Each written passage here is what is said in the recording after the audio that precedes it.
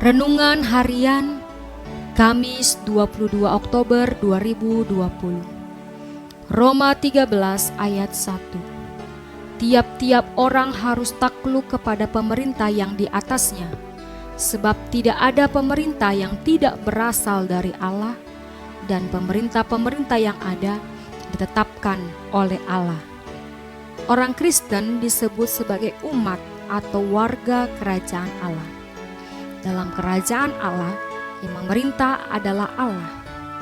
Pada masa Kristen mula-mula, hal ini menimbulkan kebingungan dan menjadi persoalan, yaitu siapakah yang akan dituruti, karena mereka menjadi warga kerajaan Allah sekaligus warga negara. Hal ini juga terjadi pada masa Tuhan Yesus, yang di dalamnya orang Farisi mencoba menjebak Tuhan Yesus dengan mempertanyakan apakah diperbolehkan membayar pajak kepada kaisar atau tidak. Bisa kita lihat di Matius 22 ayat 15 sampai 20. Pertanyaan ini bisa jadi didasarkan pemahaman orang Farisi bahwa pengikut Tuhan Yesus adalah warga kerajaan Allah. Jika sudah menjadi warga kerajaan Allah, bisa jadi tidak perlu patuh kepada pemerintah. Namun Tuhan Yesus tidak menjawab secara langsung, tetapi melalui mata uang yang dipergunakan pada masa itu yang bergambar kaisar. Maka Tuhan Yesus menjawab, "Berikanlah kepada kaisar apa yang wajib kamu berikan kepada kaisar, dan kepada Allah apa yang wajib kamu berikan kepada Allah." Dalam bacaan ini, Paulus juga menyampaikan kepada jemaat di Roma tentang ketaatan orang Kristen sebagai warga negara. Rasul Paulus menempatkan kedudukan dari pemerintah itu berasal dari Allah.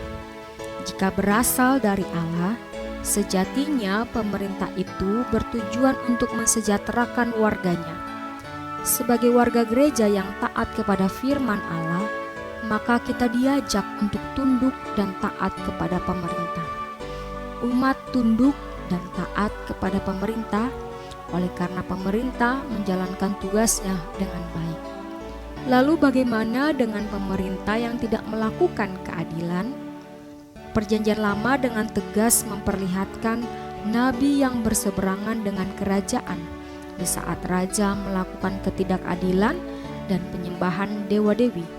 Misalnya Nabi Yeremia yang diutus Allah untuk menyatakan kebenaran. Hal ini hendak mengatakan kepada kita bahwa ketundukan kepada pemerintah adalah ketundukan yang kritis. Dengan demikian, mari kita doakan agar pemerintah berlaku adil bagi rakyatnya. Amin. Tuhan memberkati.